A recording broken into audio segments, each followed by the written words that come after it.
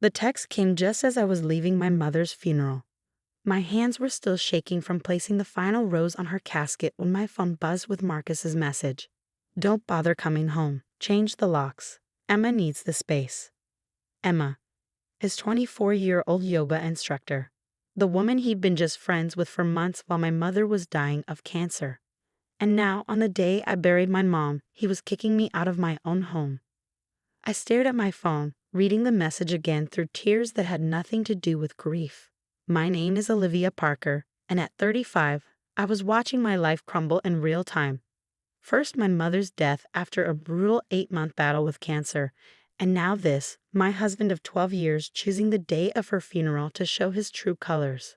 Another message buzzed through. Your stuff is in storage unit 47 at Safekeep. Take your time getting it. Emma and I will be christening every room of our new home tonight. My Aunt Sarah touched my arm gently, noticing my distress. Liv, what's wrong? I showed her the messages, watching her face transform from concern to fury. That bastard, she hissed, gripping my phone so tight I thought it might crack. He's kicking you out. Today of all days. I nodded, feeling strangely calm despite everything. Maybe I was in shock, or maybe I'd just run out of tears. He changed the locks while I was burying Mom. What Marcus didn't know, what he'd never bothered to learn during our marriage, was that the house wasn't just any property. It was my inheritance, left to me by my grandfather 5 years ago. The same grandfather who'd raised me after my father died, who'd taught me about real estate and the importance of protecting what was mine. Don't put his name on the deed. Grandpa had warned me when Marcus and I got married. I've seen too many good people lose everything because they trusted the wrong person. At the time, I thought he was being paranoid.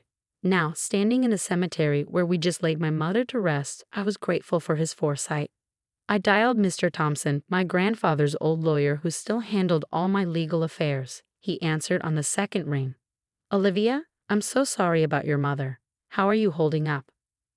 Marcus changed the locks on my house, I said, my voice steadier than I felt.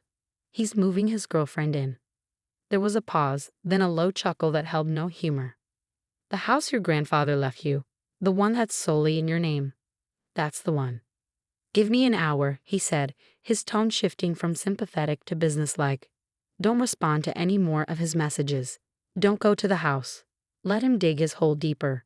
I ended the call and turned to my Aunt Sarah, who was still seating beside me. Can I stay with you tonight? Of course, sweetheart, as long as you need. She squeezed my hand. What are you going to do? I looked at my phone as another message came through, this one with a photo of Emma sprawled across my mother's antique couch. The one she'd left me in her was just last week.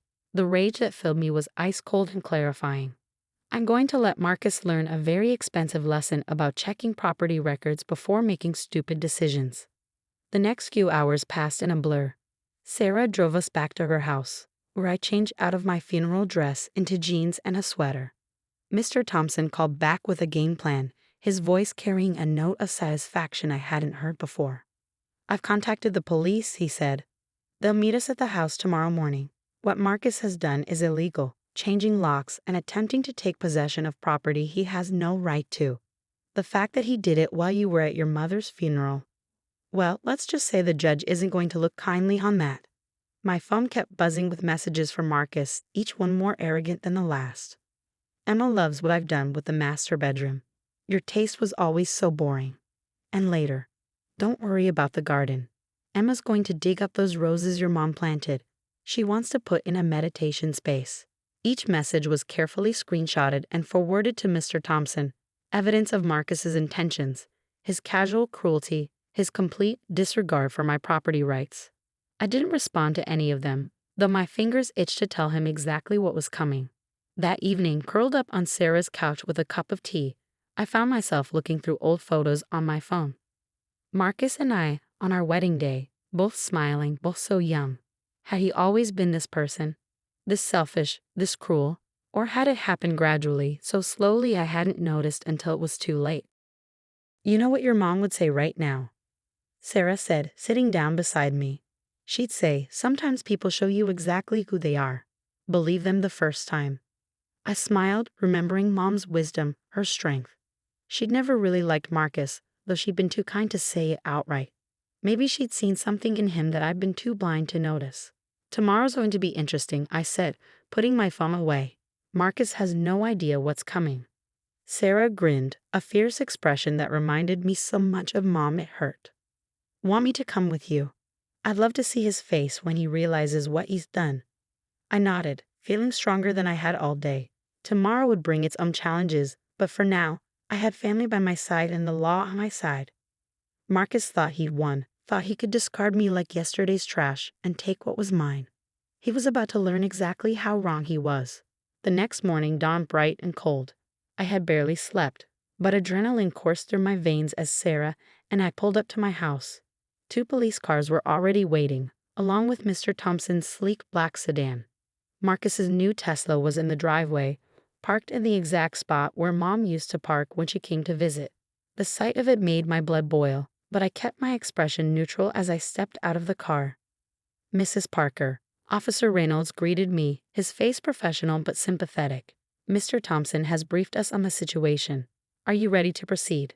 I nodded, straightening my spine. More than ready. Mr. Thompson approached, carrying a thick folder. I have all the documentation here, the deed, property tax records, your grandfather's will. There's no question about ownership. He paused, a slight smile crossing his face. Shall we? Officer Reynolds knocked firmly on the door. We could hear music playing inside, laughter. The sounds of my life being overwritten by strangers.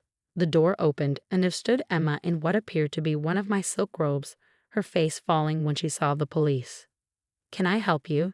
She asked, trying to sound confident, but her voice wavered slightly. Is Marcus Wilson here? Officer Reynolds asked.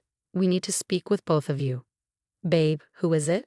Marcus's voice called from inside. He appeared behind Emma, shirtless, looking like he owned the place. His smug expression froze when he saw me standing between 2 police officers. What's going on? He demanded, pushing past Emma to stand in the doorway. Olivia, what are you doing? I told you not to come back. Mr. Thompson stepped forward. Mr. Wilson, I'm Richard Thompson, Mrs. Parker's attorney. I'm here to inform you that you're currently illegally occupying property that belongs solely to my client. You have exactly 1 hour to gather your personal belongings and vacate the premises. Marcus's face reddened. This is my house. I've been living here for years. You can't just. Actually, I interrupted, my voice steady. It's not your house. It never was. Check the deed, Marcus. I told you to do that yesterday, remember? Mr. Thompson held out the property records. The house was inherited by Mrs. Parker from her grandfather 5 years ago. Your name isn't on any of the documentation. By changing the locks and attempting to take possession, you've committed several crimes, including criminal trespassing and attempted theft. Emma's face had gone pale. Marcus, you said this was your house. You said. It is my house, Marcus shouted, his cool facade cracking. I'm her husband. Everything she has is mine. Officer Reynolds stepped forward. Sir, that's not how property law works. You need to start gathering your belongings now, or we'll have to escort you out as is. I looked past them into my house, and felt my heart clench. In just 1 day, they'd managed to create chaos. Empty wine bottles littered the coffee table. Mom's antique vase was knocked over, dirt spilled across the hardwood floors she had loved so much. And there, in the corner, was a pile of framed photos, my family photos, face down on the floor. 1 hour, I said, my voice cold. And Emma, that's my robe you're wearing. Take it off. The next 60 minutes were excruciating. Marcus alternated between pleading and threatening as he threw clothes into bags. Emma darted around like a scared rabbit, gathering her things while trying to avoid everyone's eyes. You can't do this to me, Marcus kept saying. Where am I supposed to go? Emma's lease is up. We were going to live here. You should have thought about that before you changed the locks while I was at my mother's funeral, I replied calmly. Each time he started to argue, I held up my phone, showing the messages he had sent. Would you like me to read these out loud? The ones where you bragged about christening my house? Sarah stood beside me, her presence a solid comfort as we watched them pack. She had been taking photos of the damage they caused. The scratched floors, the stained carpets, the broken pieces of my life they carelessly tossed aside. You'll be receiving a bill for the damages, Mr. Thompson informed Marcus. I suggest you pay it promptly if you want to avoid additional legal complications. Finally, after what seemed like an eternity, Marcus and Emma stood on the front lawn with their hastily packed bags. The neighbors had begun to gather, watching the scene unfold with poorly concealed interest.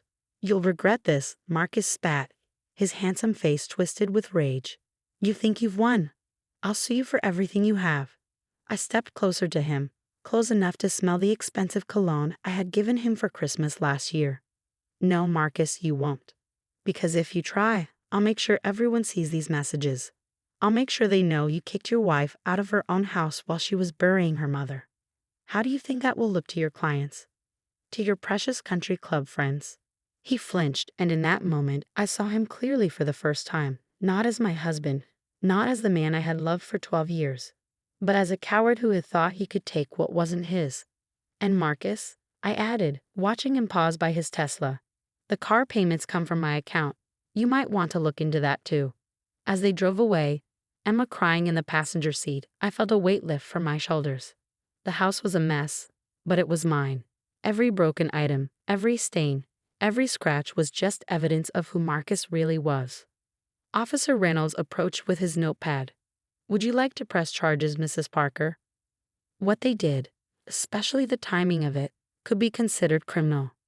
I thought about it for a moment, looking at my beautiful home, thinking of my mom, my grandfather, everything they had worked to protect. "Yes," I said firmly. "Yes, I would." Sarah squeezed my hand. "Mom would be so proud of you right now." As the police began documenting the damage, I walked through each room, taking in the chaos Marcus and Emma had created in just one day. In the master bedroom, they had thrown my clothes into garbage bags. In the kitchen, they had already replaced my coffee maker with Emma's fancy espresso machine. And in the garden, I stopped cold. The roses, Mom's roses, they had actually started digging them up. Standing there, looking at the uprooted plants my mother had tenderly cared for, something hardened inside me. This wasn't just about the house anymore. This was about honoring the people who had loved me, who had protected me, who had taught me to stand up for myself. Marcus thought the story was over. He thought he had lost the house and that would be the end of it. He had no idea what was coming next. In the weeks that followed, Marcus learned exactly what happens when you underestimate a woman with nothing left to lose. The criminal charges for trespassing and property damage were just the beginning. Once word got out about what he'd done, kicking his wife out during her mother's funeral, his carefully crafted social image crumbled. The country club, where he'd spent every Saturday networking with clients, quietly revoked his membership. His law firm, which prided itself on family values, placed him on indefinite leave pending an ethics review. Emma disappeared to Bali, posting vague Instagram quotes about toxic relationships and learning to trust again. She quickly figured out that Marcus wasn't the wealthy divorcee he pretended to be. But the real blow came when Marcus discovered just how much of his lifestyle had been funded by my accounts. The Tesla was repossessed. His credit cards, all linked to my stellar credit history, were canceled. The monthly payments to his investment accounts stopped. "He's trying to negotiate," Mr. Thompson told me during one of our meetings. "Says he'll drop all claims to the house if you'll agree to support him financially for 6 months while he gets back on his feet." I almost laughed. And I told him he's lucky we're not suing him for emotional distress. The judge was particularly interested in the photos of your mother's damaged roses. Those roses. I'd spent days carefully replanting them, nursing them back to health. Each one felt like a small victory, a way of honoring Mom's memory while erasing the damage Marcus had tried to cause. One morning, about a month after everything happened, I was having coffee on my porch when a familiar Tesla pulled up. Marcus stepped out, looking thinner, his designer clothes replaced by department store basics. "Olivia," he called out, staying by the car as if uncertain of his welcome. "Can we talk?" I sipped my coffee, thinking of all the times I've forgiven him, all the times I let him smooth talk his way out of consequences. "No, Marcus, we can't." "Please," he stepped forward, his voice taking on that wheedling tone I'd once found charming. "I made a mistake. I see that now. Emma was nothing, just a midlife crisis. You're my wife." "Ex-wife," I corrected. "The divorce was finalized yesterday. Didn't your lawyer tell you?" He paled. But we were supposed to have a hearing." You waived your right to a hearing when you failed to respond to the court summons. Check your mail sometimes, Marcus. Those legal notices weren't junk. He ran his hands through his hair, a gesture I once found endearing but now just seemed pathetic. What am I supposed to do? I've lost everything. No, I stood up, finally ready to say what I should have said years ago. You threw everything away. There's a difference. Just then, Sarah pulled up in her car. She'd been coming over every morning, helping me restore the garden, making sure I wasn't alone. She took one look at Marcus and pulled out her phone. Should I call Officer Reynolds? She asked loudly. He said to report any trespassing immediately. Marcus backed away quickly, almost tripping over his own feet. I'm leaving. I needed. What you need, I said firmly, is to get in your car and drive away. Don't come back, Marcus. Don't call. Don't text. It's over. As his car disappeared down the street, Sarah came to stand beside me. You okay? I looked around at my home, really looked at it. The roses were blooming again, their pink petals bright against the morning sun. Through the window, I could see Mom's antique vase, restored and filled with fresh flowers. The house felt peaceful, clean, like it had been cleansed of something toxic. You know what? I smiled at my aunt. I really am. 6 months later, I was hosting a garden party. Friends, family, and neighbors gathered to celebrate the complete restoration of Mom's rose garden. Mr. Thompson came raising a toast to justice served with thorns. Even some of Marcus's former friends showed up, having chosen sides definitively after seeing his true colors. I heard through the grapevine that Marcus had moved back in with his parents in Ohio. Emma was engaged to a yoga instructor in Bali. Their brief attempt to steal my life had become nothing more than a cautionary tale, a reminder to trust my instincts and stand my ground. Standing in my garden, surrounded by people who truly cared about me, I felt my mom's presence strongly. She would have loved this, the flowers blooming, the laughter, the sense of family and community. More than that, she would have been proud of how I'd handled everything. Your mother always said you were stronger than you knew, Sarah said, coming to stand beside me. Guess she was right. I touched one of the roses gently, its petals soft against my fingers. She usually was. The sun was setting, casting long shadows across the garden, but I wasn't afraid of shadows anymore. Sometimes the darkest moments in our lives lead us to the brightest futures. We just have to be brave enough to stand our ground and fight for what's ours. Marcus had thought he could take everything from me on the day I was most vulnerable. Instead, he'd given me something priceless. The knowledge that I was stronger than any storm, capable of not just surviving but thriving. And those roses, they bloomed more beautifully than ever that year.